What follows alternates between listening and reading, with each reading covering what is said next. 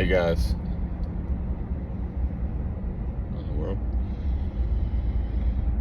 No, I'm not going to start a war. I'm not going to beat anybody up. This is just my gym headband.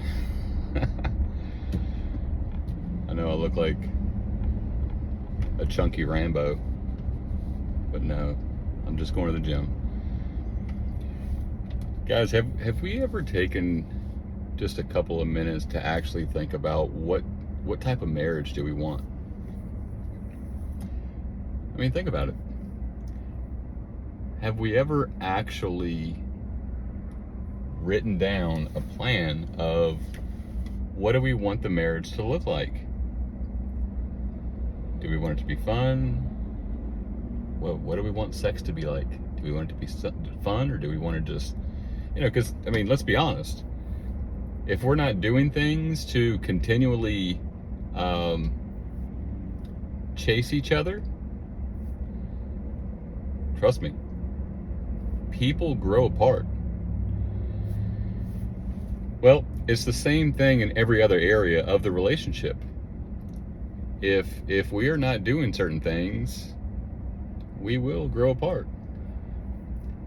So we have to be intentional. But what's interesting about this is, and you have to agree, we're really intentional about the things that we think are the most important. Right? We're really intentional about making a plan of what type of physical shape we want to be in, right?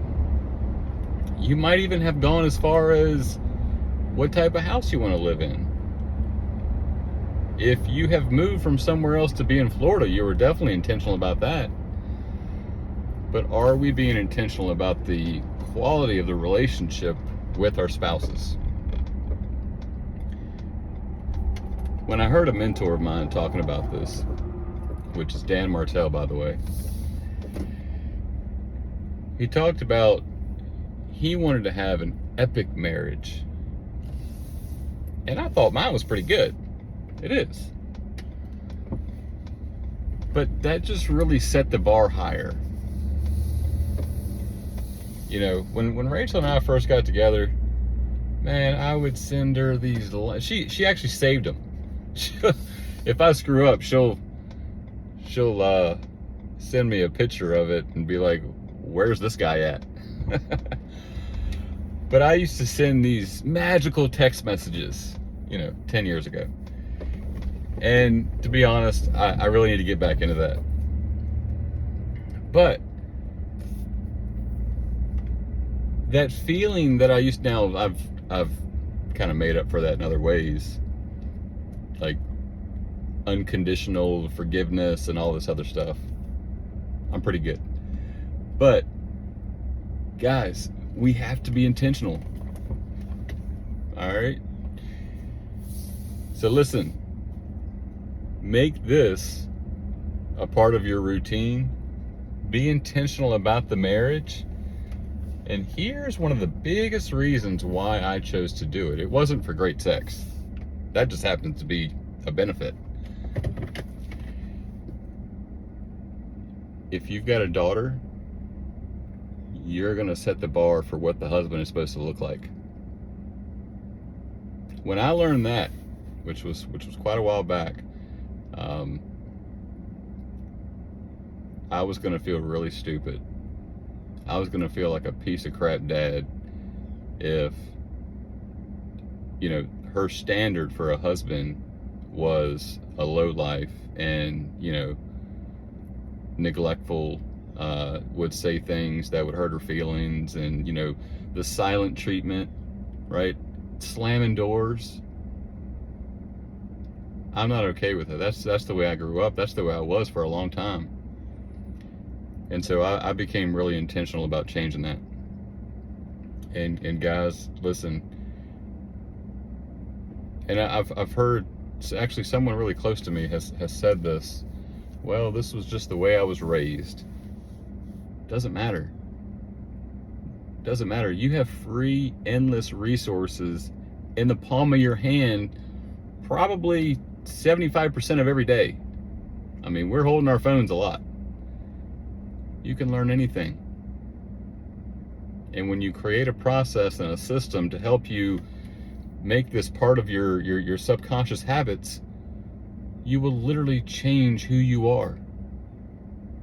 And then you will be the one that breaks the chains of all these neglectful men in your past. You can be the guy. That's what I was. That's what I am. And that's what I'm continuing to develop, to be the better version of myself, to set that standard for my family, for everyone around me. Obviously, I love teaching. This is the type of topics that I'm talking about all the time to my staff. You will change the world in your own circle. And as you well know, with the power of YouTube and social media, you can make an even bigger impact. So guys, and I'm gonna touch on one more thing. This was actually why I started this video to begin with. Most of us think that relationships are 50-50. Subconsciously, we are keeping score on what has the other person done. Well, you know, I did this, right? You're subconsciously keeping this list, this scoreboard. And if she's falling behind, you start slacking off. And it doesn't work that way. It doesn't work very well. It's 100 all the time, whether she's at her best, because, and this is why, there's gonna be days where you freaking suck. You've got a bad attitude, you stink, and you need help. And as long as you're putting out your best to her when you have it, which should be most of the time, on those rare moments when you need help, you need support, you might be sick, whatever it is, you might need emotional support, she's gonna be there for you every single time. I'm just telling you from experience. I wasn't born like this. I grew up in a very, very dysfunctional home. Yes, there's some people that grew up in much worse than I did. But my dad was very physically and emotionally abusive, and I was that way in my first 2 marriages. And at the end of the second one, I realized I'm the problem.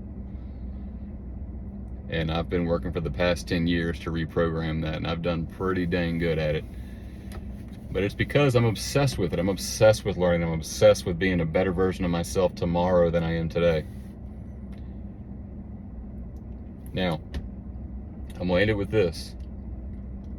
I would not be where I am today on any level, at any capacity.